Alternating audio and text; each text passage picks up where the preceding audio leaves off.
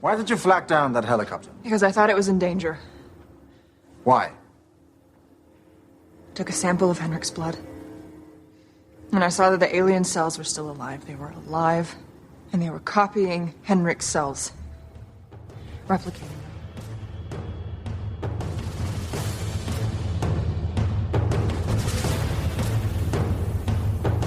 Hey there, Adrenalheads. This is Jerry. And this is Mark. And on today's show, we are covering one of our favorite, I want to say franchises, but does two movies count as a franchise yet? Not really. Not really yet? There was a video game, and there's still talks with Mr. Carpenter of coming up with another sequel. Yeah. But we don't know. Yeah. Okay. But today's episode is covering from 2011, The Thing, prequel. The prequel. Yeah. We already covered The Thing. Yeah. From which was John Carpenter's remake of Thing from Another World. Yeah, Thing from Another World, which was out with James Arness and everything else, and from the book of I'm forgetting the name of it. It's called Who Goes There? Who Goes There? Yes, I was going to say He Who Goes There, but yeah. And if memory serves, the author's name is Don W. Campbell. If I remember right. Okay. Yeah, you're correct. Oh, but damn. yeah, it's wild the fact that it's like they decided after years, let's get a prequel of the original movie of 1982, as I recall it being the year 1982, The Thing. Right. Mm-hmm. As we record this on June 25th, once it was released in 1982. So We're recording it today at the time when the Thing 1982 was released by John Carpenter. 41 years later. Yeah, 41 years. If only we did this last year, but it's funny. But regardless, we're doing it now. So we're doing The Thing 2011, and I'll start with the synopsis. The synopsis is, after Norwegian researchers discover an alien ship buried in the ice, paleontologist Kate Lloyd, played by Mary Elizabeth Winstead, joins the crew at an isolated Arctic outpost to investigate. She finds an organism that appears to have perished in the crash eons ago, but in fact is about to awake. Freed from its icy prison, the insidious life form goes on the attack. Paranoia spreads like wildfire among the crew as they fight to survive against a creature that assumes the shapes of its victims, which is a very much tell-told story that we already know from The Thing from 1982 and the original James Arness movie, The Thing from Outer Space. So, this is a prequel to the original 1982 version, which John Carpenter remade from The Thing. That came out in the 50s. And this Carpenter's version is more true to the book. Very true to the book in a sense of how it works and what's going on. And they still continue to do that within this particular movie itself, which is very good. And it's very interesting. A movie that's not being very held high regard in any way because of the CG aspects. A lot of people didn't like the writing, but in my opinion, the writing was spot on in comparison. But with that, we're just going to move right along, and I guess Jerry, let's move into people we may know from within the movie. Okay, as you said, the first up here is Mary Elizabeth Winstead, who plays Kate Lloyd, and she is absolutely one of my favorites. Yes. Yeah, because we have movies for her, our Final Destination 3, 10 Cloverfield Lane, which is a must-watch for us. Abraham Lincoln Vampire Hunter, Gemini Man, Birds of Prey, and one of my personal favorites of hers, Scott Pilgrim versus the World. Same here, as well as Death Proof by Quentin Tarantino. Oh, yeah, I neglected to put that one on there. My apologies. Yeah. And for TV, she was on the show Passions, which, if any of you were of really bad soap watching age in the 90s, it was awful. Okay, and we also have The Returned, Brain Dead, and one, a surprising one that I actually kind of liked, one called Mercy Street, about a nurse in a Union hospital on the border between the Union and the Confederacy during the Civil War. Interesting.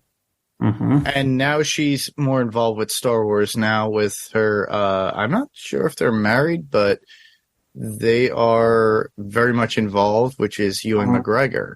Yeah. So she's going to be in the Ahsoka series. So look out for that. And be sure to check that out on the Podcast Network when they do cover Ahsoka when they do that. So I know that Jason Kabasi is going to be doing that with his friends there. And we definitely support their podcasts. Exactly. Next up would be Joel Edgerton, who plays Sam Carter. Movies that we may know him from would be Boy Erased, Loving, Red Sparrow, which I still have yet to watch. Mm-hmm. That is Jennifer Lawrence in it, too. Yeah, a lot of Jennifer Lawrence in it. Yeah, a lot, yeah. Bright, It Comes at Night, Black Mass, which I have seen, The Great Gatsby, I've seen that as well, Zero Dark 30, which is really good, a really good movie, a military movie.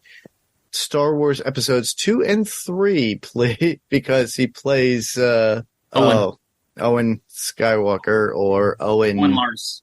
Owen Lars. They don't really say Skywalker, but he's Luke's uncle at the time. TV shows, he would be known from Kenobi, obviously, as Owen Lars, and the Underground Railroad. Yeah. Yeah, now, I don't know, have you ever seen Bright? No, I have not. It's one where it's kind of a fantasy creatures exist among us, and he plays a... Wait. He plays a police officer paired in... Okay, it's a fictitious fantasy thing where they have elves, orcs, and... Okay, yeah, I have seen it. I just didn't probably recognize them at it. Yeah. So. Yeah, you don't recognize him one bit under that makeup, so... Okay, cool. Yeah, okay. Next up we have, and please forgive me if I massacre the name, Christopher Hivju, who plays Hivju as Jonas. Yes. Okay, so I did massacre the name.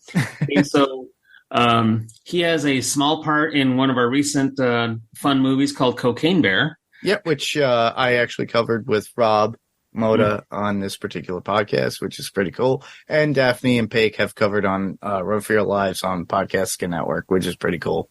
Okay. And then we have him in After Earth and Force Majeure. But what he is most known for on TV is Game of Thrones. Yes. Yeah. I remember that, and we all do remember that. He really did like that tall blonde lady. Mm-hmm. Yeah, but my favorite of his when the Night King shows up at the wall with the dragon. I don't know. Have you seen Game of Thrones? Oh yeah, I've seen Game of Thrones. Yeah, but he's like, and they're I don't know if you have some haven't, but he's the guy screaming run, run, run. As they're trying to scale this ramshackle scaffolding down to the bottom so they can get the hell out of the way. So. Gotta love that character. Oh, I love that character. Yeah, we all do. Okay, go ahead. Next up would be Christian Olsen, who plays Adam Finch, a character actor who I do truly enjoy. Movies you may know him from would be Eagle Eye, Sunshine Cleaning, Cellular, Not Another Teen Movie, Local Boys, Sundogs, and Dumb and Dumberer. Oh, he was in that one. Yeah, he played Lloyd Christmas. I haven't seen that one, so. Oh, you have to. He puts on the perfect Jim Carrey impersonation, down to the tooth, being chipped. Mm-hmm. And it's so stupid, but you gotta love it. But and he was also in of all things, Community. Mm-hmm. He played the guy with the small nipples who tried to pick up Britta and and Alison Brie's character. Yeah. He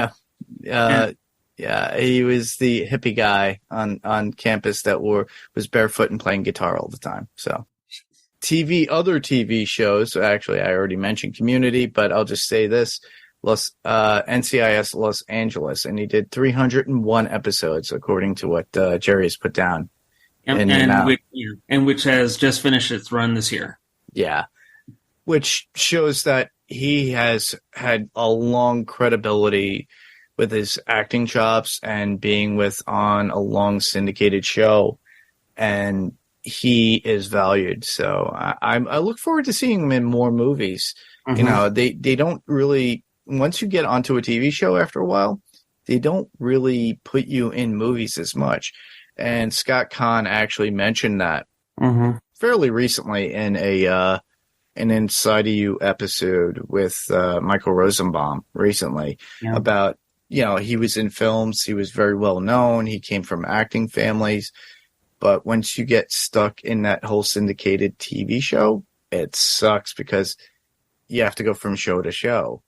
Yeah. But, you know, once you start to lose that longevity in film, it sucks. But I'm hoping that he does get that shining light or some script in his hand that he could take something and do a major film again, which I look forward to. I could see him as a leading character. Yeah, me too. And one thing about like NCIS, any one of those shows is like if you have, you know, this show has about 20 to 25 episodes, anywhere thereabouts. Yeah, that's a lot. And it's a big tax on your time through the year. And so it's like, hey, you know, it's like, hey, you want to do this movie? It's like, yeah, I got 4 days this summer. Exactly. Yeah, it's trying to find the time and during the hiatus points. But honestly, he had job security at that point with this particular show. And it shows so well because he's been on it for so long. So. And it had a long run. So it had a long run. Yes, it did. Yeah. Next up, we have Kim Bubbs, who plays Juliet. Mm-hmm. Her movies are One for the Road and The Maestro. TV has Timeless, which I freaking loved. That was a damn good show. I don't know. Have you ever seen that one too? I've seen parts of it, but that's about it. Oh, that's one you got to watch. It's easy to binge that show. Okay. I'll do that soon. Yeah, and for other work is she does some voice acting in the Deus Ex video and Assassin's Creed video games. So, awesome. Mm-hmm. Next up would be Ulrich Thompson. He plays Dr. Sander Halvorsen. Movies that you would see him in would be The World Is Not Enough. He's always playing some sort of dastardly devil villain. Telltale, Centurion, The Notebook. No, not that one, according to what Jerry has put here. So, Jerry, do you want to explain that a little further?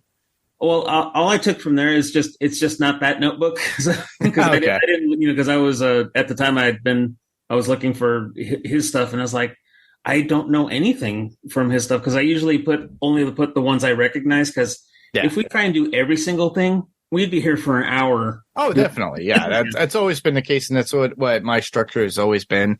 Yeah, I didn't get the highlights on it. But so. He's notorious for playing evildoers, everybody. TV shows include Fringe, The Blacklist, and Counterpart. So The Fringe and Blacklist I know of. I've seen parts of those or episodes of those particular shows, and I need to look at Counterpart. He has that distinctive face, and his accent is very distinctive as well. So check those out when you can. Yeah, and I watched Fringe on its original run, which is, you know, a damn good show too. Oh yeah. My mother actually watched it, which is surprising. She doesn't watch sci-fi at all, really, and I was surprised. And she goes, "You have to watch this." I'm like, "Well, one day," but there's so much out there. Yeah. Insane amounts out there now, but I also did watch The Blacklist, which if you like James Spader, you know, yes, if you're a James Spader fan, that was one to watch when I'm in. Oh yeah, and Megan Boone wasn't, you know, halfway bad to look at either. So, but she's, but because I think at the time when I watched it, I kind of fell off on it, and then just like I lost it one summer, you know, off of, you know, when the show went on hiatus for the summer, it's like never picked it back up, so I got to go back and pick it back up again. And then you never go back to it after a while, and then out of the blue, you're like, "I'll watch this. Oh my god, I got to watch the season before to catch up."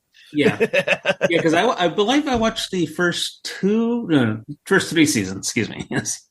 Yeah. So I got to maybe pick somewhere back up in the 3rd season or so, and then see if I can get my brain cells to remember what was going on.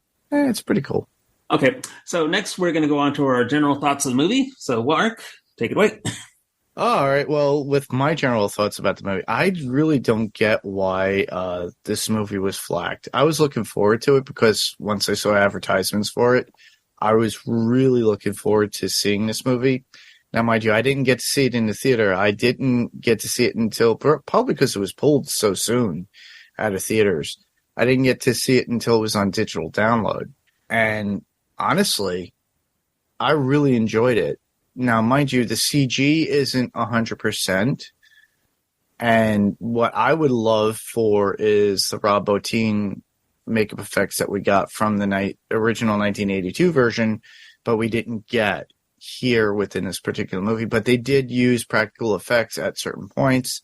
Mm-hmm. But the CG wasn't up to snuff, in my opinion. But it still provides a lot of premise to the story of what's going on. It gave us exactly what we needed. And the way it was written very well, especially from what we got from, if you look at it from the original 1982 version of John Carpenter's The Thing, we only saw VHS tapes of them going to look for the saucer and exposing it and things of that nature and what they did.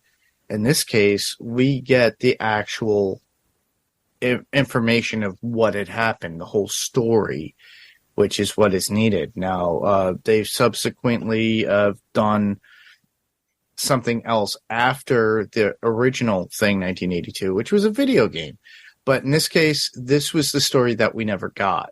It's kind of like our Rogue One before Episode 4 of Star Wars: A New Hope. So fills in some pieces there. Yeah, it fills in the gaps. Okay, and for me, like, I'm kind of the same way. As like, I don't know why this film got so much crap because I like it just fine. Yeah, and I wanted to know because you see that in the 82 version, MacReady and the Doctor go visit as MacReady calls it, the Swedish base, but Norwegian Mac. They're Norwegian Mac. And I wanted to know, what the heck happened. It's like, and like you said, CGI isn't quite there. You can see some like inconsistencies, but I'm thinking that was the difference between what they could do and the demands of what they wanted to do. And with budget as well, too. That's a lot of what boils down to a lot of movies. Now, I could be very critical about certain points, but they did adapt this movie easily. And I do agree with you. Yeah, it's very much underrated for what it was. Yeah, and I know that they wish they could have done it with practical effects, but I'm thinking what they wanted to do was not really doable. Wasn't feasible, yeah. Well, at least not cheaply. So. Oh, yeah. Well, Rob Bottin was actually using, like, chewing gum, using... Baling wire, chewing gum. Anything, like toxic stuff that was in there that burned down from the neck when it was, like, coming out of the creature and moving forward and melting. So, yeah, they obviously they didn't want to risk any of that. Because ocean. Not a whole lot of ventilation there either. So. Well, think about it back then. Yeah. Well, Kurt Russell's still alive, so we know he's okay. Okay, so let's move on to our favorite scenes in the movie. So go ahead and start with us. Well, the first one I have to go to, if we're going to go into chronological order. The way the movie starts off is that they find a disturbance and they go, well, not the disturbance, but they go and they trek forward and they fall into a crevice in the ice, and they're all falling down. Now, mind you, it's a typical expedition. They do what they have to, but they find this huge expanse, and then it's a ship, a UFO underneath the ice. And we get to see the UFO complete. Now, mind you, this is a lot of things that we really didn't get too much from the 82 version. But in this case, we get to see it completely. And we get to see it completely at least a good 2 or 3 more times within the movie, which I do appreciate. A lot of people don't. They tend to forget it because they think, oh, it's they're stuck out in the Arctic and they're in a base camp. And honestly, no. If you watch the original movie, they do go to the ship. They do see it as a whole. And with this, we get a more of a CG look of it, of how it looks. And because it's fresh and new, because it's freshly opened. But with that, we get to experience that for the first time, in my opinion. And I really do enjoy that. That's one thing that a lot of people neglect to reflect on when they talk about this movie, because everybody's always negative. And I don't want to be negative. Yeah. And for me, on that opening scene, like when you see the little snowcat traveling on the surface before they fall into the hole, they're tracking the signal. Mm-hmm. But the first thing we hear is the heartbeat sounder from the 82 movie, which I really appreciate that callback. Yes, it was a great callback and a relation to the show or the movie. And it shows that they're trying to keep true to the story of the thing. And I as we talk about this, I'm sure there are going to be more things that we're going to talk about that we'll bring up, because they're basically memories on the actual movie The Thing, because as a result, we do see the aftermath in McCready and Doc's view of what happened. And I like that. The ping was amazing. Was it the exact same ping? Did you look it up? The heartbeat sounder, yeah. Okay. Yeah, dun dun. Basically, the Moog. Yeah. It's a Moog keyboard, everybody. That from John Carpenter. Dun dun, dun dun. Yeah. But it sounds like a heartbeat to me, so that's okay. So go ahead and go with your next one. My next one would be, this is a little bit of me criticizing everything. The stuff that Mary Elizabeth Winstead's character has.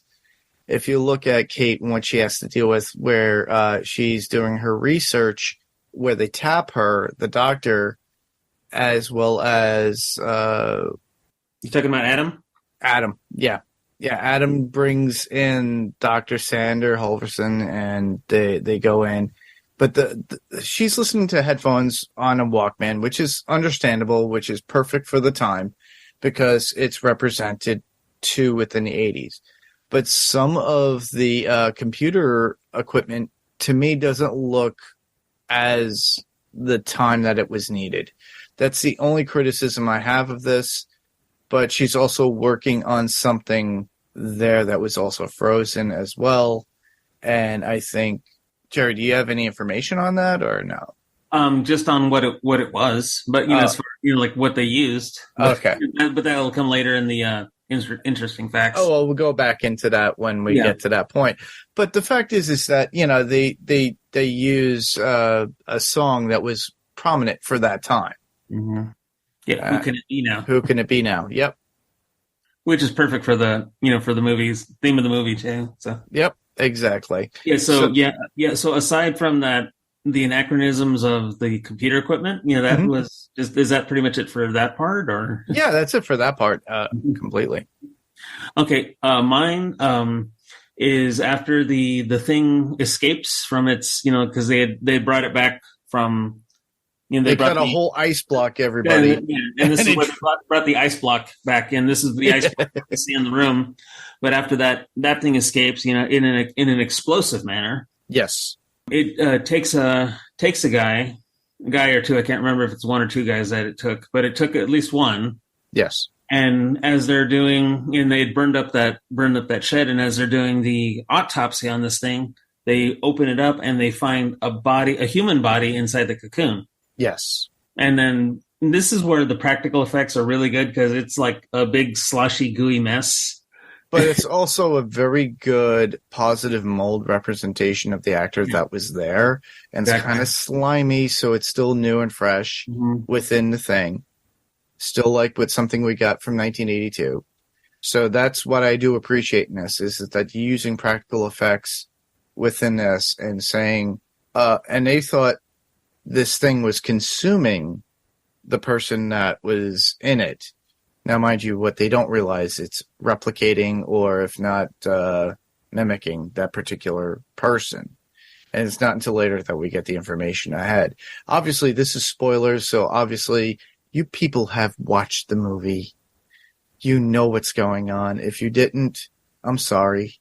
Yeah. But, yeah, spoilers. And it's already in the title. Spoiler full podcast. So, Yeah. but Yeah. the fact is that we do get something really cool.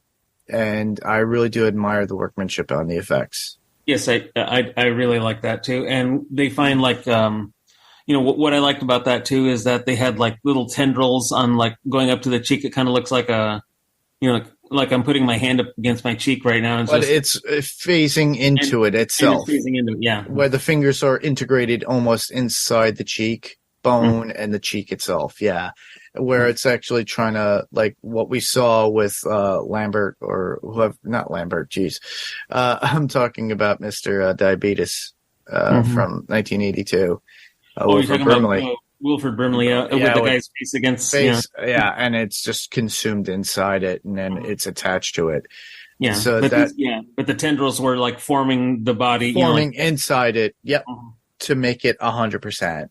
Yeah. Yeah. And then this is also the portion where they find the titanium plate that was in the guy's arm. Which was separated from the body, which they couldn't understand. It's like, well, did he have this? And they're like, yes. So basically they thought this was consuming him, which it wasn't. It's just that it was completing a version of that particular person without the plate, but getting rid of the plate. Yeah. Yeah. And this is the point where we find out, or we know later, is that it cannot replicate inorganic material. Correct. Okay, and so, and just after this is, I kind of include this in the same scene, is that Kate's examining the blood from this thing, and she sees that the cells from the creature are attacking the other cells and imitating them. Correct. They're consuming the other cells and then replicating and becoming their own, which is very like a combination of both cells. And it's very much what we saw in the original 82 version when MacReady was looking, or not MacReady, it might have been Doc, or it might have been Fuchs. No, I think that was Blair on his computer, and it was looking, and it had a Blair, yes, computer animation of what was going on. Yeah, and they used literally the same thing in this case, just to mimic that particular sequence, which is really good. That I do appreciate. The fact is they're utilizing the same bit technology, 8-bit or whatever it is, maybe even 4-bit, who knows, at that time. No, this is what she saw in the microscope. Oh, okay. Yeah. But even still, it gave that same... Yeah, it was the same idea. Same idea and concept. Yeah. But, it shows basically they're running it in true form of the story itself, and Blair got to see it through a computer, whereas Kate actually saw it through a microscope. Okay, yeah, I forgot. It's been a couple of days since I watched it. Yeah, and Adam saw it too. So yeah. Okay, so your next point. All right. Well, of all things, you'll laugh because it has to do with human, like, interaction and everything else. It has to do with the co-pilot, Joel Edgerton's character with Kate, and him asking her about the game, and she didn't even know. She goes, "Yeah, I don't follow football." He goes, "It's basketball," so, which is pretty cool. But we get a clear view of his earring, which comes into play later on. And we get to know the character itself, so you can tell that they're kind of flirtatious in some ways, but within this kind of movie, there's not much that you could really do within that time, especially with an alien on the loose. Yeah, so we get introduced to him and his co-pilot and a couple other people. So, all right, next one is on the reverse side of that, is that after the first attack where we find the body in. The body in there, where they decided to take the guy that was kind of traumatized back. And then this is where Kate had discovered some fillings in the bathroom in the shower. And this is kind of where she kind of like deduced, it's like, well, this is where it can't mimic inorganic tissue because tooth fillings, that they were metal. So. Yeah. Well, which is a clue later on, and literally a clue later on into the 82 version, which I did enjoy for the fact that, you know, it's like, okay, well, it's blatant. It's right there. You see blood. You see fillings on the floor of the shower. There was clothes, too, at a certain point, too, but she couldn't figure out whose clothes it was. And then she was running towards the helicopter. You had Joel Edgerton, his character, and the other pilot. You had the guy that they were trying to take out that was having issues. Yeah, and a guy named Griggs. And Griggs, yeah. Yeah, and Griggs, you know, like when they're trying to do this, and Griggs finds out, oh, we're turning back around. He's like, you see his like face start to like he starts to it starts cutting in half jaggedly. Yeah, and he gets what I call the splitting headache. So, yeah, and I like that he like his shirt opens up and his whole thing is a mouth, and then just it like spits out a bunch of fettuccine at the other guy. So. Yeah. Well, nobody wanted pasta at that point, high in the flight. So, but yeah, they crash. They encounter this, and we see literally from a distance, and we see it from Kate's point of view that it goes down. Yeah, and it's like over a ridge, you know, a couple miles over a ridge, and by that time it's at least a mile or two away. Yeah, meaning that it takes a while for them to get back at that point, and who knows if they're infected or not. And she's dealing with everything within the compound itself and dealing with everybody inside, which is interesting too, because all these people that she was partying with, drinking, having a great time with, now they're in turmoil at that point because you already have a copter down, you have like 4 people gone, and on top of that, they have something in this frozen popsicle that they got outside in the back. That's already killed at least one person. Exactly. So she has to deal with that, but she was cleaning up, dealing with the issues, and the female that was with her, Julia. Yep. She winds up following her into her, like behind her, while she's like wiping herself down and trying to like get through everything, and she's trying to talk, but then you see her having a split personality altogether too, because she just comes apart and just tries to attack her with the mouth that's inside her, and we get to really see a thing attack at that point. Yeah.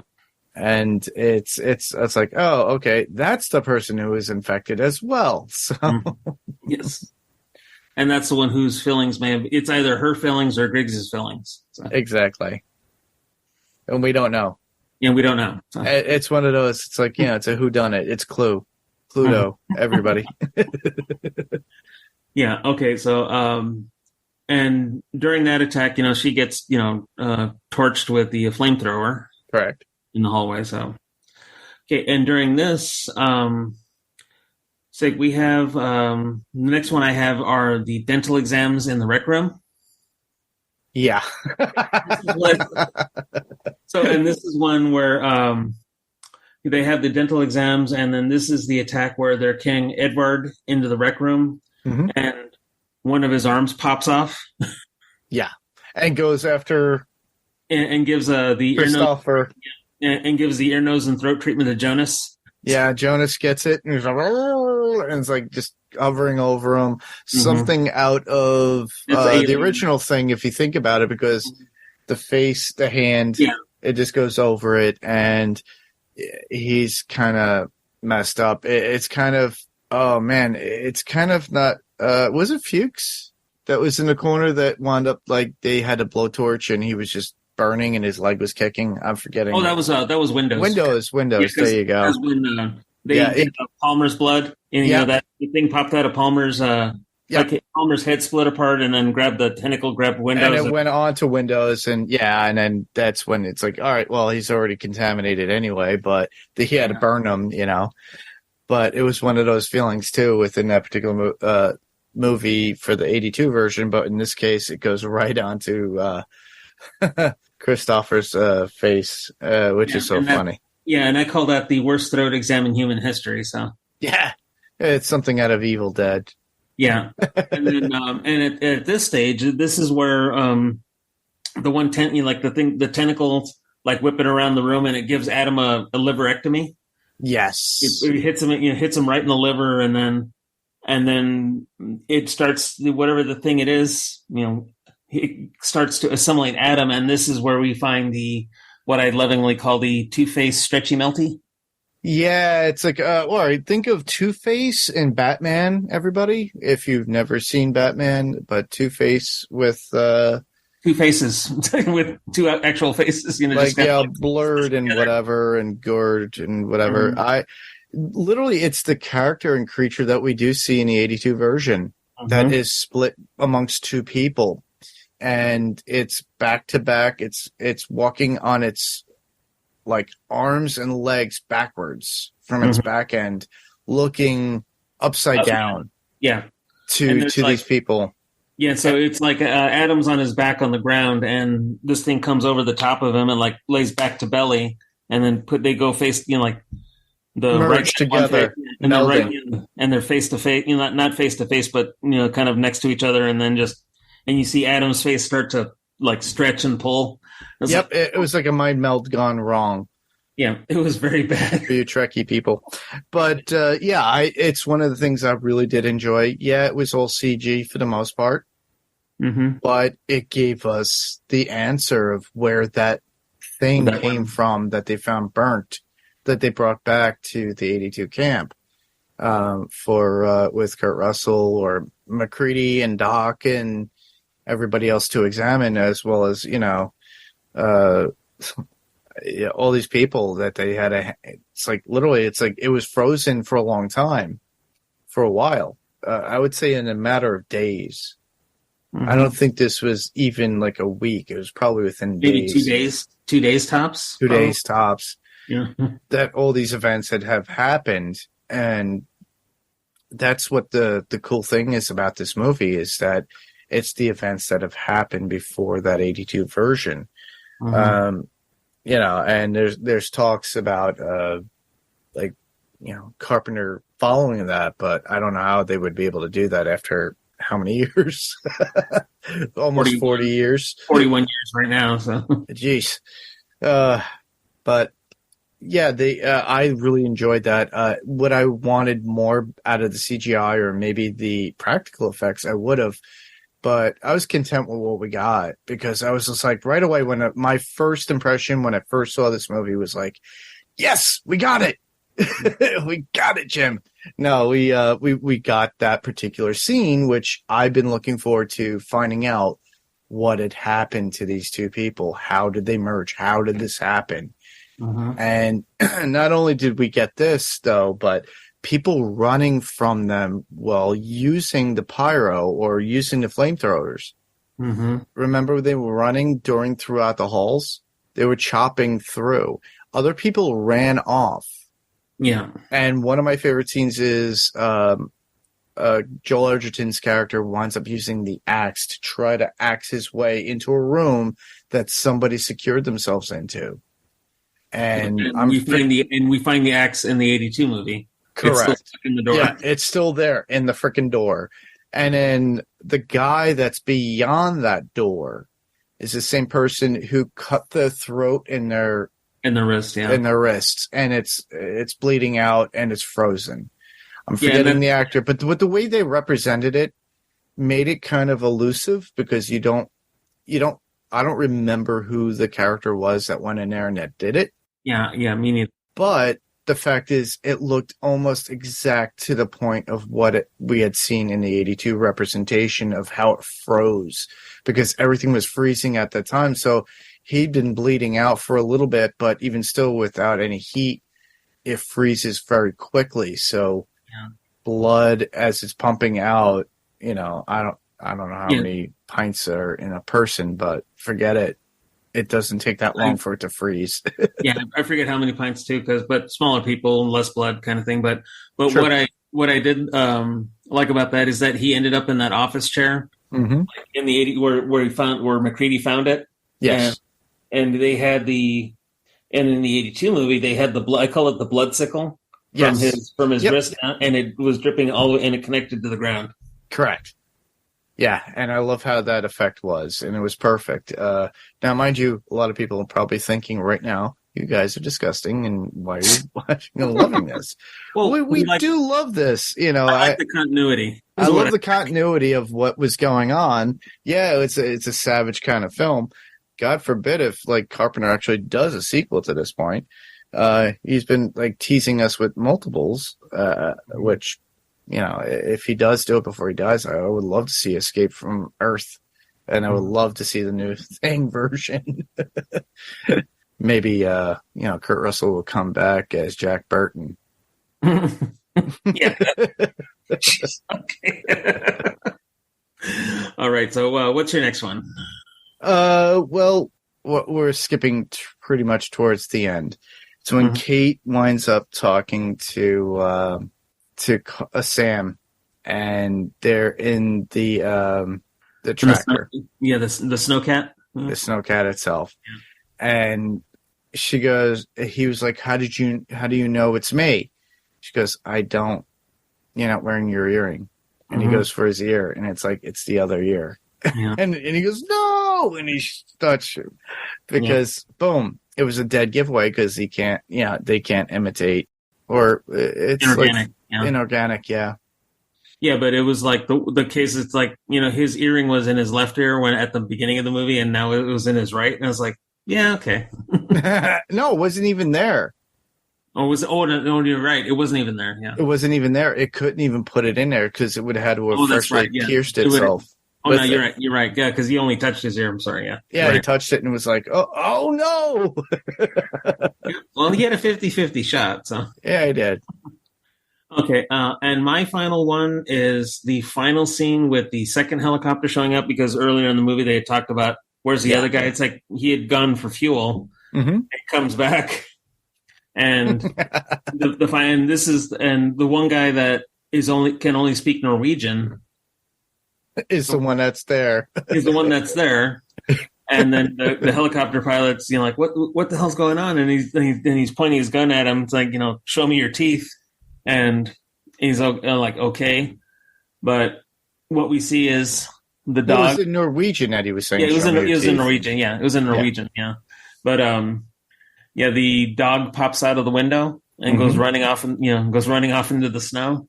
Yep. And this is where we make that transition, this very seamless transition between this movie and the movie in '82, because and you could easily watch this movie and then go right into the 1982 version seamlessly, and you wouldn't skip a beat, which is amazing. Yeah, and that's a good analogy for using Rogue One, because that same thing applies there. Yeah. Okay, but yeah, and what I liked about this Pete part is that it had like the credits intertwined with this action and the heartbeat sounder once again. Yeah, it goes right back into the heartbeat. I love that book ending right there. So. Bum, bum, bum, bum. That Moog, you gotta love that Moog keyboard. Bum, bum, bum, bum. If I ever had John Carpenter on just to talk music, it would be amazing. But that's for Fantasy Picks Movie Edition, everybody. You'll hear me and Frank give our love for the one and only John Carpenter for his compositions in film, while Rob, Patrick, and everybody else goes, we're doing our top fives, and he's not in the top five. We don't care. He's in there. For me and Frank. Okay. But, all right. I think let's move on for this one. Let me see here. So let's go on to interesting facts and unknown facts about the movie. So go ahead with your first one. All right, the first one that you have here would be an enormous number of screenshots from the first movie were kept on the set while filming at all times in order to ensure that the Norwegian station would be rebuilt to the smallest details, which is really cool. Yep, because again, because the Norwegian station was built in the original film, is that they had shot all the action at the American camp, burned it down, and that became the Norwegian camp, which I really liked. So. Yeah, I like that too. It's really awesome, the fact that they literally just moved right along and moved into it, which is cool. That's really cool. Yeah. Okay, so next one is, okay, oh, good Lord, there's too many I's and J's in this name. Okay, so director Matthijs van Henningen Jr. had such a negative experience with the film due to constant studio interference that he claimed to have lost his passion for filmmaking and retired for nearly a decade. Although he had been working on films again in Norway, he had since vowed to never work with an American studio again. That's ouch. I think you're looking for Matthijs van Henningen. Okay, I'll just call him Matisse. There you go. Matisse. I'm sorry. It's fine. It works out. But yeah, the American pronunciation would be Matisse. Next up, the filmmakers used Kurt Russell's height, who is thoroughly between 5'10 and 5'11. I thought he was a far taller man, as an estimate as to how big the sets would have to be to faithfully recreate the Norwegian camp, as no blueprints existed from the John Carpenter movie. Which is like, pretty cool. Yeah, it's good, but it's like, what the heck? Why not? Yeah, that's a lot of measurement. That's Batman measuring, from like the Flash 2023 when he's trying to figure out explosion, body weight, and everything, how to get Supergirl out. Spoilers, everybody. But okay, next one is, it's mentioned in the DVD commentary that the remains that Kate Lloyd is working on and examining at the beginning of the movie is one of the dog props from the original movie. Yeah, I've heard about this too, and it's like, wow, if it is and they were able to retain it, that would be amazing. So, Rob Bottin, thank you for holding on to it. Because, that's hard to come by. Well, next up, the producers convinced Universal Studios to allow them to recreate or create to the prequel to John Carpenter's The Thing in 1982, but instead of a remake, as they felt Carpenter's film was already perfect. I agree. So making a remake would be like painting a mustache on the Mona Lisa. Yeah, no. However, the prequel still has the title of the original film because they couldn't think of a subtitle. For example, The Thing Begins. That sounded good. Honestly, they should have went with Who Goes There, in my opinion. But that's just me, because that would have started it from the very beginning and then into The Thing. Yeah. Okay, next one is some of the scenes were shot and filmed just 2 weeks before opening in theaters on October 4th, 2011, and this was mostly due to last-minute demands by the studio after the director's cut had already been finished. Additional CGI and post-production effects were still being worked on less than 24 hours before its theatrical release, with the director calling it down to the wire. Now, I can understand that being like that kind of interference causing that, because this is stuff that you should have done at the latest 2 months before opening. I mean, at the very latest. And these guys are going down to the very day. Yeah, they were on a tight schedule at that point. Mm-hmm. Yeah. Well, yeah, and my being an engineer is like, you don't do shit last minute as in either things. Yeah. Or at least try not to. So. Yeah, exactly. All right. At around 5 minutes, the song Kate is listening to on her headphones is Who Can It Be Now? Sung by Australian band Men at Work from their 1981 debut, Business as Usual. The lyrics tell of a paranoid man who hears knocking at his door and wishes to be left in solitude. This foreshadows the paranoia of the scientist later in the film. This also is a nod to the scientific or science fiction novella Who Goes There, which I said and expressed should have been the original title of this movie, by John W. Campbell Jr., upon which all movie versions of The Thing are based. So if they actually do another version of this, it will still be based upon this particular novella. Yeah. Okay. Next, we have the final shots of the film depicting the dog thing running towards the American base are taken directly from the opening shots of the version of The Thing from 1982. Which I would have to go back and look at that, just to be sure, but I don't doubt it. Yeah, but they could easily CG and dock it up and to make it look with everything with AI now. But this is before AI came out, so they could probably have just taken the negatives and cleaned them up a little bit, or taken it from the Blu-ray. Mm-hmm. and then just cleaned it up a little bit so that there is no, back then they filmed on film, and this movie was done digitally. If you look at it, there's no, you don't see film. Yeah, and one thing that I was thinking of is that, the only thing that would present a challenge is finding, since you can use the original song for the dog, that the only challenge there would be when the dog jumps out the window at the end of the movie, finding a dog with similar markings. Yeah, or they would have to CG that in on the dog itself, which is a pain in the that would butt. be your only challenge in that regard. All right, next up, unlike the original film where puppetry and animatronics were used to depict the thing, this film used computer-generated imagery, CGI, as we already spoken and talked about, to do this. This was a common criticism for this film. Yes, it is, but the thing is, I've said it before, practical, you could actually see the practical within the movie itself. You could appreciate it. The CG was probably budgetary based upon the budget of the film. Now, if somebody really wanted to AI this movie, they can and make it better than what it is.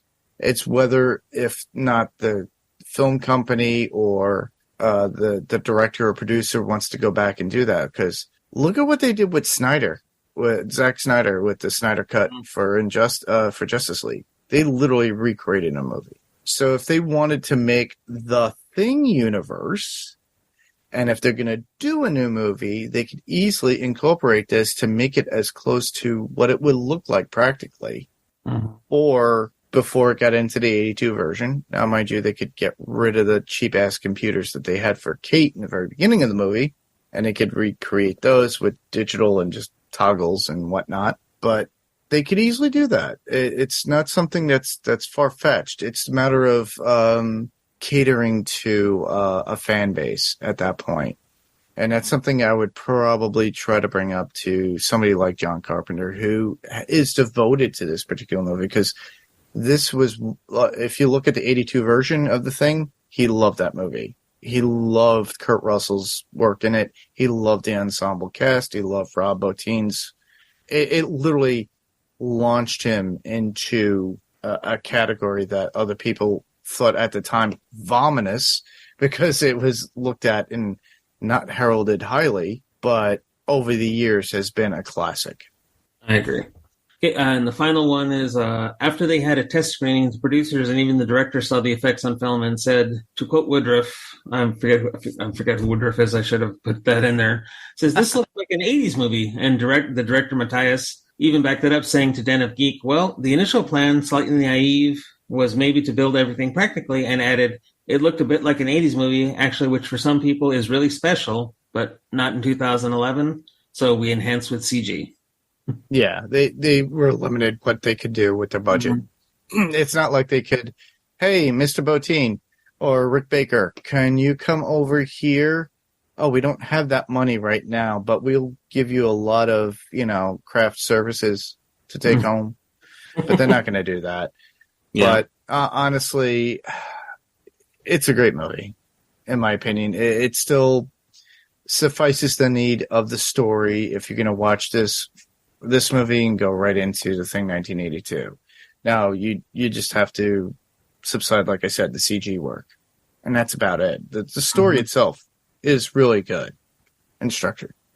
Yeah, and that difference between like the practical and CG stuff is kind of like, I liken it to the difference between an American Werewolf in London and an American Werewolf in Paris. Oh my goodness, yeah, two big differences. I remember seeing American Werewolf in Paris in the theater going, what the fuck?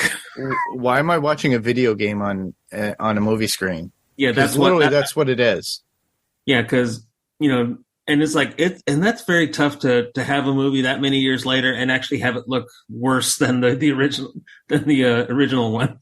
Yeah, well, and also American Werewolf in London actually garnered Oscars. So, yeah, and that was due to Rick Baker, and Rick Baker had to leave, of all people, Rob Bottin to go deal with The Howling, which he was in charge of too at one point. So Rick Baker had to leave that set to go to finish off American Werewolf in London.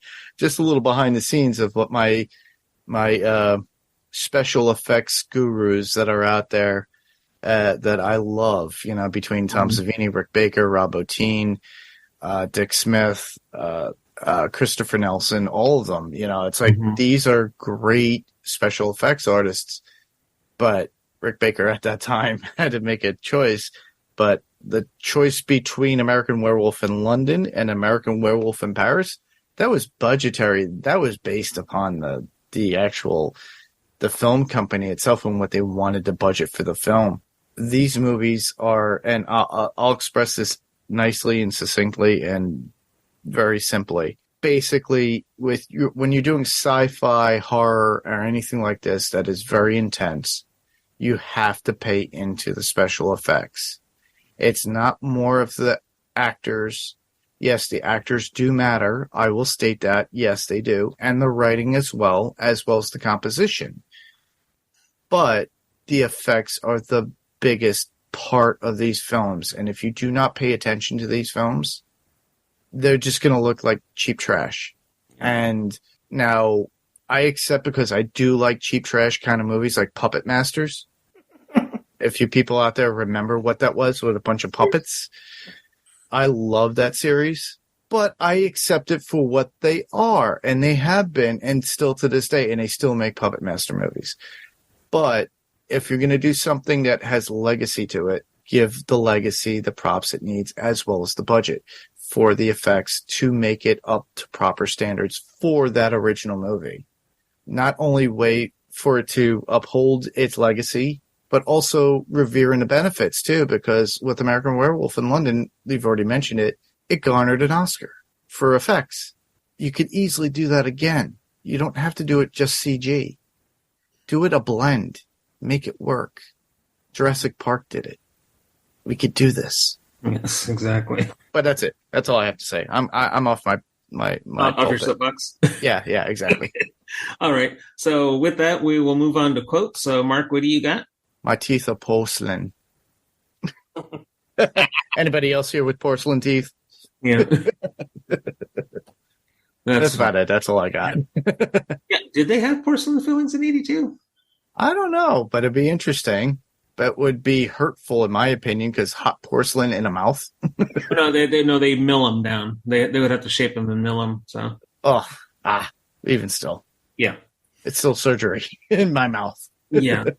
Okay. So just after, so my first one is just after the helicopter crash. It's where Kate says, "I took a sample of Henrik's blood and I saw the alien cells were still alive. They were alive and they were copying Henrik's cells, replicating them." And she says, and this is when all of them are together, and the leader is what's the guy's name again? Dr. Whatever is kind of like being a sexist jerk. Oh, Sanders. Sanders, yeah. Halverson. Yeah, Halverson, so thank you. Yeah. And she stated, this thing can and probably has replicated a person. And this is where she said, okay, no, and this is saying, we got to be careful. And this is where I think later in that sequence, they go do the dental exams. So. Yeah. And then, of course, he falls into that mess, and he's like, oh, because he's a rich bastard. Mm-hmm. All right. Go ahead with your next one. I don't have any other. Okay. This is all Jerry quote form. Okay. Okay. I got 3 more. Go ahead. And this is after they burn up Juliet and Carl, because when Juliet was doing her run after Kate, and Carl's like, Kate screams run while they're in the hallway after he hears the disturbance. Mm-hmm. He's like, what? And he gets kind of smashed by the Juliet thing. Yeah. And after they burn up that pair, they talk about leaving.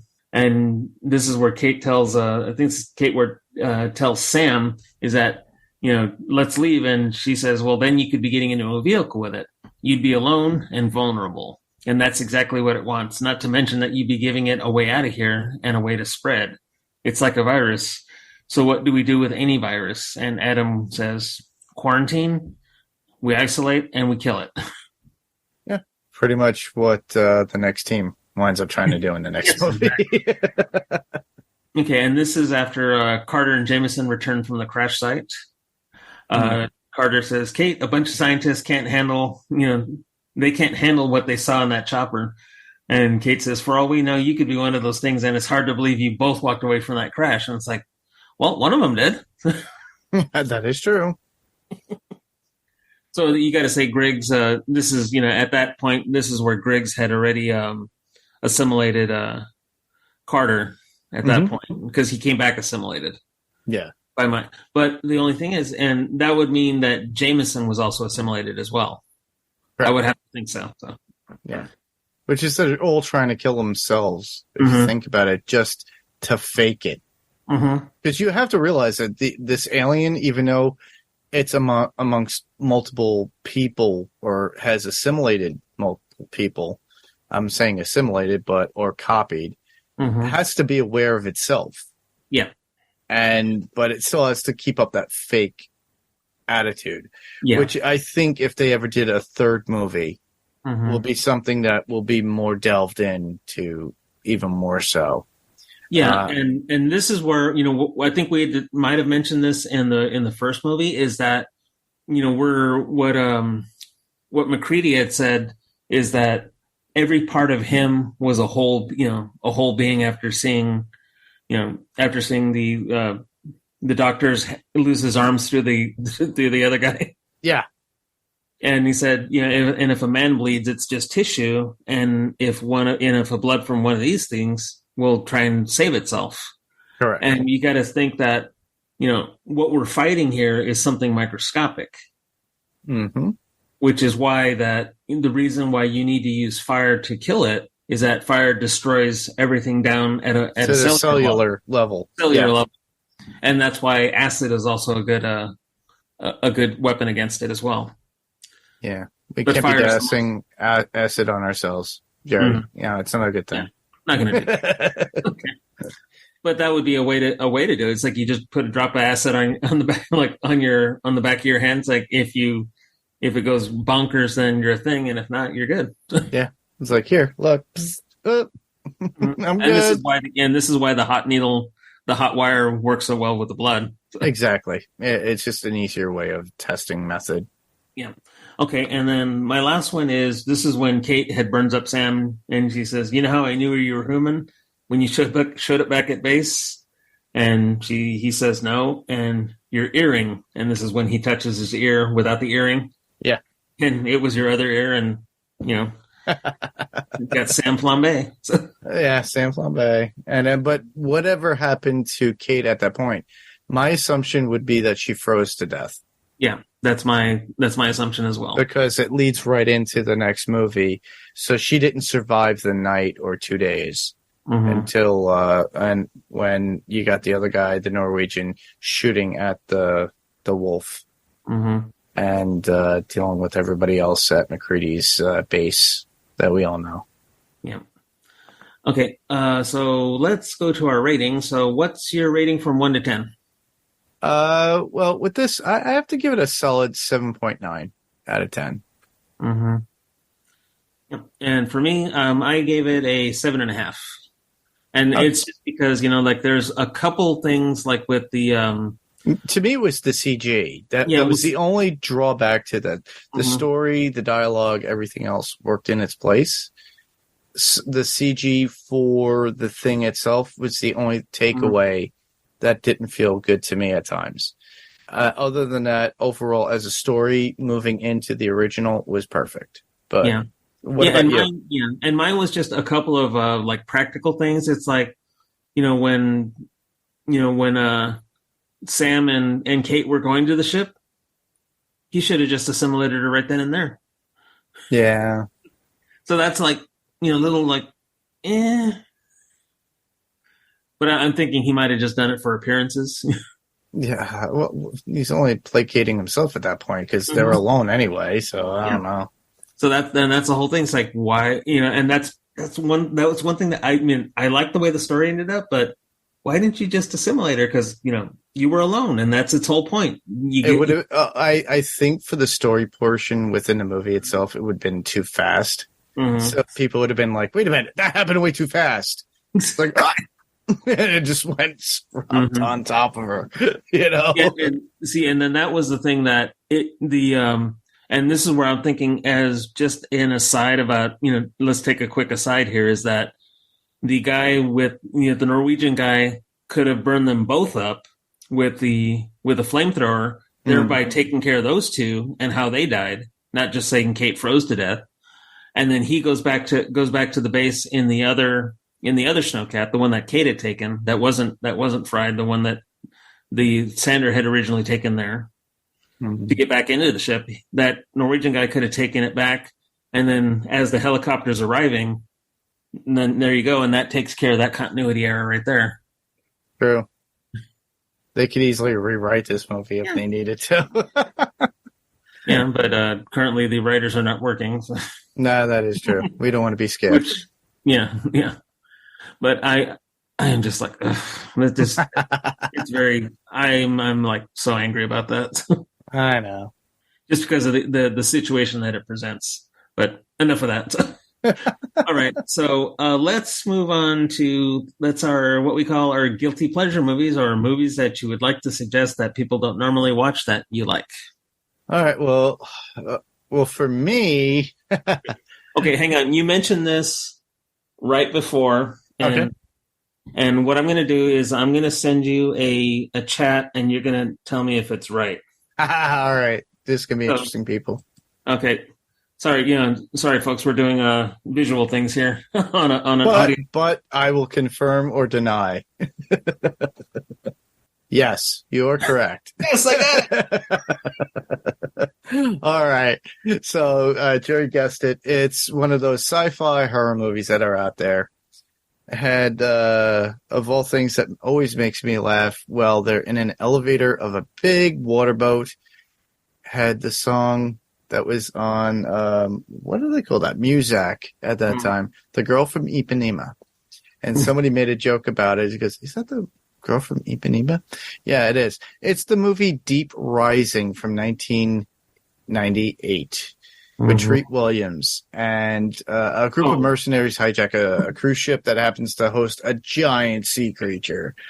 You can't make this up, and it works. It's just cheesy and blast on both Treat Williams and Famke Janssen, of all people too, are good. And this is something I'm quoting. One wonders why they never achieved more stardom, which is very true. And we lost. Did we lose Treat Williams recently? In the last couple of weeks. Yeah. So it's a sad loss, but I think that's the reason why I brought it up, because it was one of those movies that I did enjoy from him, and it was an action film, and they kind of left it off where there could be a sequel, and we never got that sequel.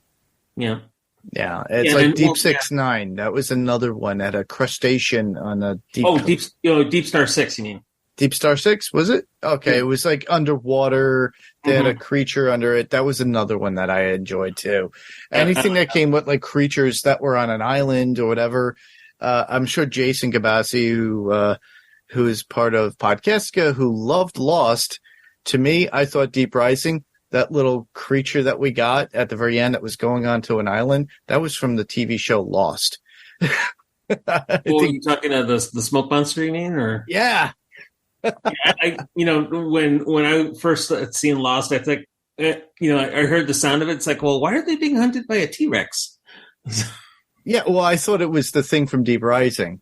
I thought it was, yeah, because I was like, oh, that would have been amazing, but they didn't really to make that connection. They didn't make that connection. They couldn't do anything. But honestly, Lost is Lost, and Deep Rising is Deep Rising. But if they ever do a sequel to Deep Rising, I would still go see it just to see what it was.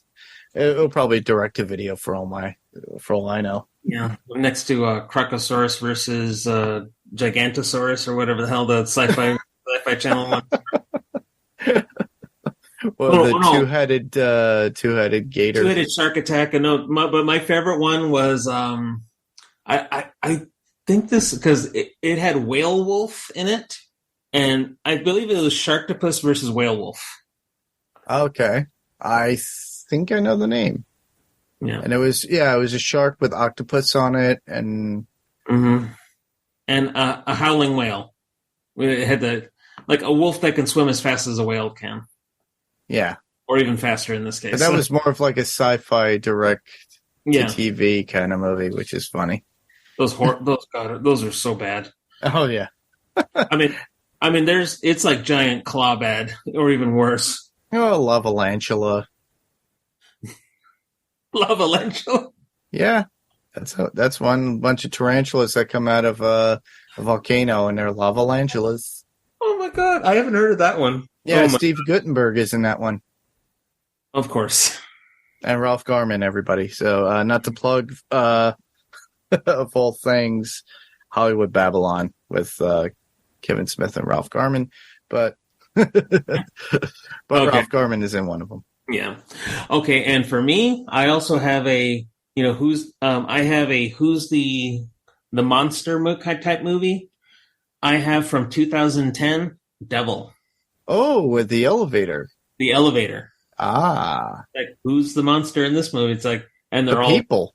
Yeah, the people are pretty much monsters, but and it has I only know two of these people, and I think one of them might have been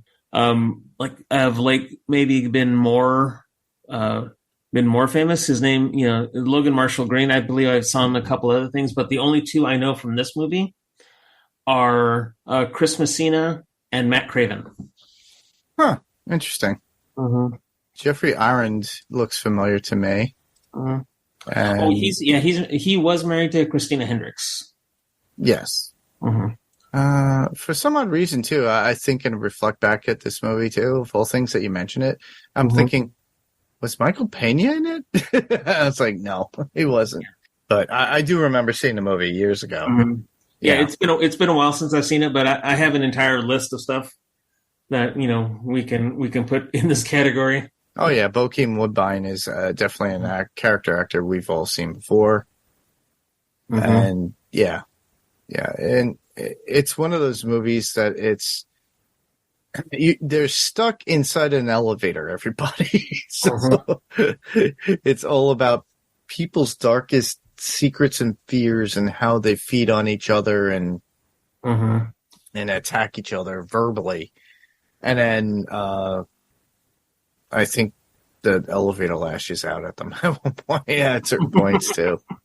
Yeah, and it's one of those. Is like, yeah, it's pretty fun to watch. Yeah, it is if you're into that kind of thing. Yeah, again, this is these movies are not for everybody. So no, they're not. All right, and this one has I think M. Night Shyamalan wrote this, right? Is that if I remember right? I think you're right. Yeah. He didn't direct it; he wrote it. Yeah, and that was the whole point. So a lot of people would chalk this up as like, oh, it's an M. Night Shyamalan movie. No, it's not. He wrote it. It's kind of like a Quentin Tarantino movie. No, he wrote it. He did not direct it and write it. All right. Still waiting on that Star Trek Quentin Tarantino, by the way. It would be interesting, but I'm thinking he's done making movies because he made his I think his final movie has been done and it's in post-production now. Oh, really? Yeah, man. Because he said it would be, I think, a certain number of movies or until he hit 60 years old, and he's going to be 60 soon. So, which is really sad because some friends and I just watched Inglourious Bastards, and some of them hadn't seen it yet, and they're like, how did 2.5 hours pass so quickly? Yeah, exactly right. He knows how to do that so well. But yet he's still in talks about wanting to do another Kill Bill thing. And I'm like, well, if you already surpassed your time limit and when you wanted to retire and the amount of movies, you got to make a choice. So it was like one or the other. And I think he made his like the number. I think he hit his number. So we'll find out. Okay, so that does it for that, and go ahead and go on. Well, we're at the point in the podcast where can listeners hear you? So, Jerry, where could the other listeners hear you? Well, aside from the dozen or so episodes of Adrenaline I've been on, which my first episode, incidentally, was The Thing. Yes. Yeah. And there was an anniversary of a movie that we had done. Yeah, King Kong. The last one we did was King Kong, which was its 90th anniversary. Well, that was its 90th anniversary, but Jason and the Argonauts. Oh, that's right. Yeah. That came up recently, too, this past week, too. Mm-hmm. So it was 60 years? I think so. 60 years, yeah. Damn. We love some old movies. Yes, we do. Okay, wait a minute. On that topic, what is your definition of old as far as a movie goes? Honestly, it when I think of old, it predates my existence. Mm-hmm. I would think beyond 19... Well, I was born in 72, so I have to say anything before 70 would be something that's older, But yeah, I throw a lot of love towards cinema and adrenaline-based kind of movies, especially when it comes to certain movies that I like, which actually started it, which was about like action, adventure, and things of that nature. Mm-hmm. And, we just lost somebody recently who I love, because a lot of you listeners don't know, I love car movies. There's certain car movies that I do love. Gone in 60 Seconds is a great movie. Silver Bullet, amazing. And I got to actually watch that with Robert Vaughn. And Bullet, I'm saying, not Silver Bullet, but Bullet. But we just lost another person of a movie that I truly love and cherish, which is Vanishing Point. That came out, I'm forgetting what year it was, but yeah, 1970. That was 71. 71. And that had Barry Newman in it. And he just passed at the age of 92. Oh, really? Okay. Yeah. Mm-hmm. And he played Kowalski. And I thought that was, to me, that was one of my favorite go-to car driving movies to go to.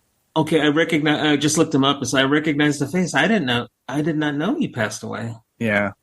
Oh, that sucks. It does suck. But it's very hard to come by and find online. They don't replay this on HBO Max, whatever, Netflix, Showtime, whatnot. This is one of those go-to movies that you have to go search for. You can probably find it on YouTube somewhere. But Vanishing Point is very much distinguished for its time. I think of it almost like The Warriors, but with a car, and Kowalski's journey throughout that whole journey to get from one end of the country to the next to deliver this vehicle and what it contains. So I always thought it, and I love it. It's one of those movies, but it's another one that we lost along our way. We lost somebody from Vanishing Point. It really upset me. I was like, oh man, I love this movie. It's like, we get another person that's in a car movie that's gone. But mind you, we still have Fast and the Furious. I enjoy Fast and the Furious. I can't say I'm not saying that as a derogatory thing. I do enjoy them. They're fun. They have good story. A little bit out there and outlandish. That's why I would never cover it on this. So that's why you have to listen to Ben, Mr. Ben Beck on Wilhelm when he covers those. So that's a cheap plug right there. Yeah. Everybody go check out Ben when he does Fast and Furious on Wilhelm. Okay. And as far as any other things I've been on, it's been a while since I've been on, watched it in the 80s, but I'm on a couple episodes of that. Yeah. And I did one episode of Run for Your Lives. When we just did one? I thought you were on a couple. No, just one. Oh, I think we got another plan, but I can't remember the movie I asked for. So I was only on two myself, but just to give a little plug too, check out Daphne and Paige on Run for Your Lives on the Podcast Network. They do everything. Well, obviously they cover everything that makes you want to run for your lives. Both Jerry, did you send in feedback from Mad God or I did not? No, you did not. I did. I just sent in a regular email feedback for that, which was a Phil Tippett movie It was 30 years in the making, supposedly, and I watched it, and I will only watch it once because it's so depressing. But check that out, just to give out the love there. Strange Indeed on the Podcastica Network as well for when they're covering Black Mirror. So they're covering Black Mirror right now. So to give Podcastica a little bit of love, as well as Lizzie and Alex for when they're covering the TV show From. Yeah, which I just finished this morning. So if you guys are fans of From, go to the Podcastica Network, check that out, and check out From. Or What is From. They're also finishing up Lost, We Have to Go Back Revisited, which is a next level online radio network. Sorry, can't get that wrong. With Ben Beck and Kristen as they cover Lost, and they're on the final season right now. They have plans on what they're going to do next, so keep listening. So if you're a fan of Lost, follow up and finish up that season. Yeah, and the last thing you could hear me on is if you're a fan of the TV show 1923. Alex and I covered covered each episode of the first season. We did a show a couple days after the episode aired. Awesome. Yeah. You can find Jerry a lot of places, but a lot here. Mostly here. But with that, you can hear me also on Panels to Pixels podcast, which is my other podcast. We cover everything action, anything adapted from comics to TV, film, animation, everything. You guys are gonna get bombarded with a lot of stuff. I think we did Spider-Man Across the Spider-Verse, the Punisher movie, TV show comparisons with Frank Rodriguez and myself. And we just started Secret Invasion, which is on Disney Plus too. So we're going to do that. It's going to be episodically, so keep that in mind. Steve is going to be back on. He just couldn't make it on the first episode of Secret Invasion. And look forward to our review of The Flash 2023. So there's going to be a lot more content out there. Right now for Adrenaline Cinema Podcast, we're looking to get all the other episodes that we wanted to do within that time. It's just a matter of coordination, scheduling. I wanted to do Space Camp. I wanted to do Death Trap. We wanted to do Big Trouble in Little China. There's a whole bunch of things that are on the dock to actually do. We plan on doing it. It's just a matter of scheduling and get these people on. Jerry and I are always here, obviously, but there are other things that we're looking forward to do. I'm still trying to get Ben back on so we could do Ocean's 12. So that way we could go on to Ocean's 13. So keep in mind, there's a lot of stuff that we're trying to work on. It's just a matter of scheduling and getting people on. Yep. So with that, for you to send in your feedback, if you want to send us something that you want us to cover, feedback is the key point. So to send in your feedback, all you have to do is go to our Facebook page, which would be facebook.com/Adrenaline Cinema Podcast. There you'll find an image of the topics that we're going to cover. And all you have to do is just leave a comment in the image below. And that's it. And then we will read them and talk about that when we're actually recording that particular podcast or the next podcast, depending if it was after we actually released it. You could also send us an email, which you could easily send us an email, regular texted, at adrenalincinemapodcast@gmail.com. But that you could just send that texted email and we'll read it right on the podcast. Or if you want, you could easily just record yourself and send that as an attachment to said email from your phone. Very easy, very simple. And we'll play it and we'll respond to it. There are other ways to actually support the podcast, which would be literally all you have to do is go to your podcast player of choice. If there's a rating or review, please give us a thumbs up and give us a 5-star rating if you like what we do. If you don't like what we do, just be honest. But the best of all ratings that you could actually do would be an Apple Podcast, because that gets us noticed a little bit more, and a lot of people use that. So Apple is a product that everybody loves.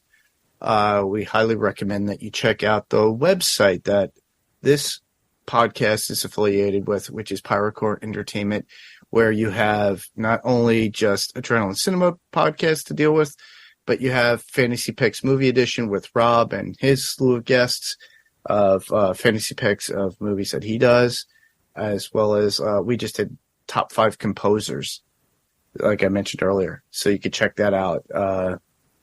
There's no doubt in who you think that we picked.